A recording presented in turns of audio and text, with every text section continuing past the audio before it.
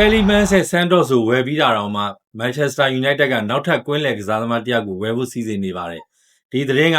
အတီးပြုတ်လို့ရတဲ့သတင်းတွေဖြစ်ပြီးတော့ David Ornstein လိုမျိုးယုံကြည်စိတ်ချရတဲ့သတင်းချင်းဖြစ်တွေကလည်းအတီးပြုတ်ထားတာဖြစ်ပါတယ်။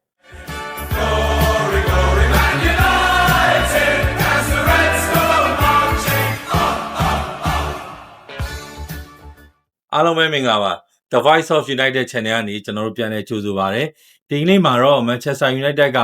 ဒီ Aston Villa ကနေခေါ်ထားတဲ့ Telemans ရဲ့ Chelsea ကခေါ်ထားတဲ့ Andre Santos ရဲ့ကွင်းလယ်ကစားသမား2ယောက်ကိုဝယ်ပြီးတာတော့မှဒီ Wolves မှာကစားနေတဲ့ Brazil ကစားသမား Gomez ကိုခေါ်ဖို့သူတို့ထပ်ပြီးတော့စူးစမ်းနေတယ်လို့သတင်းတွေကိုကျွန်တော်တွေ့ရပါတယ်။ဒီသတင်းတွေအရဆိုလို့ရှိရင်Man U က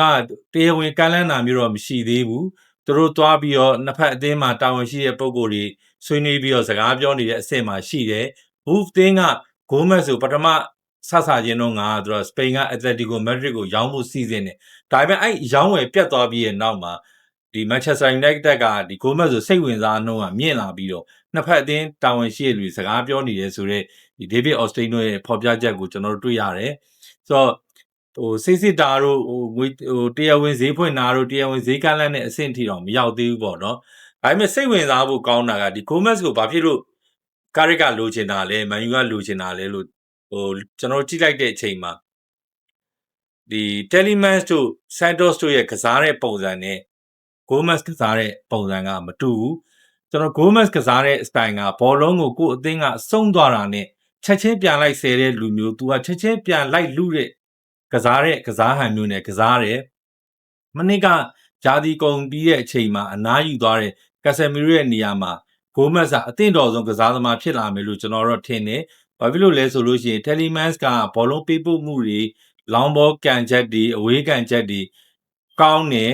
Bruno Fernandes လိုမျိုးသူက killer pass တွေတော့မထွက်ဘူးဒါပေမဲ့ဘောလုံးရဲ့ပွဲရဲ့တန်ဖိုးသူကထိန်းနိုင်တယ် Gomez ကကြတော့ဒီဘောလုံးဆုံးတာနဲ့သူကလိုက်ပြီးတော့ဒီ monster တကောင်လိုပဲဗျာသူလိုက်ပြီးလူမယ်လိုက်ပြီးဖြတ်မယ်ကိုအသင်းဘောလုံးဆုံးတဲ့အချိန်မှာ तू ကအားထုတ်မှုအပြည့်ရှိတယ်တကွင်းလုံး तू လိုက်ပြီးတော့ဘောလုံးလူတိုင်းနဲ့စွန့်ရည်ရှိတယ်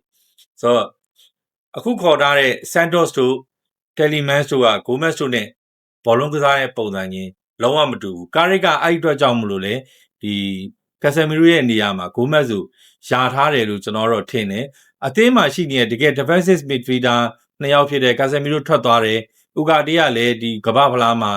ဒီဒဏ်ရာရသွားလို့ကာလာရှီနားမယ်ဆိုတဲ့ပြဿနာမျိုးတွေကြုံနေတဲ့အချိန်မှာတကယ်ကိုခန့်စစ်ကိုကူနိုင်မဲ့ဘောလုံးတီးတီးကြကြဖြတ်ထုတ်နိုင်မဲ့ကစားသမား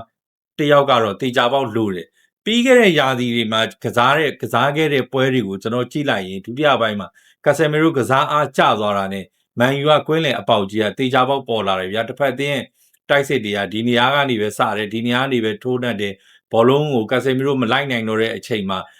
ကိုရှုံးခဲ့တဲ့ပွဲတွေအထိလည်းကျွန်တော်တို့မြင်ခဲ့ရတယ်ဆိုတော့ဒီပြဿနာကြီးကအဲ့ဒီပြီးခဲ့တဲ့ရာသီမှာမဖြေရှင်းနိုင်ခဲ့ဘူးဒါပေမဲ့ဒီ Gomez ကိုခေါ်တာကဒီပြဿနာရဲ့အဖြေကိုဖြေရှင်းတာလို့ပဲကျွန်တော်ကတော့ယူဆတယ်ဆိုတော့တေချာပေါက်လဲဒီလိုကစားသမားမျိုးကလိုအပ်တယ်အရှိမတော့Fred တို့Tomine တို့ရှိတယ်ဒါပေမဲ့ဒီလိုနေရာကိုသူတို့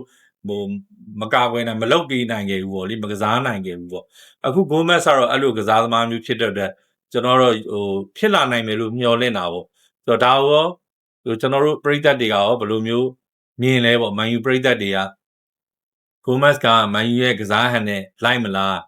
Man U ရဲ့လိုအပ်နေတဲ့ကွက်လက်ကိုဖြည့်ဆည်းပေးနိုင်မလားဘရာဇီးသားချင်းဖြစ်တဲ့ကာဆယ်မီရိုရဲ့ခြေရာကိုနင်းနိုင်တဲ့ကစားသမားတယောက်ဖြစ်လာမလားဘလို့များမျှော်လင့်ကြလဲပေါ့နော်အဲ့ဒီစာတွေကို comment မှာဝင်ရောက်ဆွေးနွေးခဲ့ကြပါဦးဒီသတင်းတွေထပ်ပြီး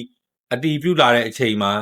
စစ်ချက်တွေဖြစ်လာမဲ့နေ့ဒီမှာကျွန်တော်တို့ဒီဟာတွေရဲ့နောက်ဆက်တွဲတွေကိုထပ်ပြီးတော့ပြောပြပါဦးမယ်အားလုံးကိုကျေးဇူးတင်ပါတယ်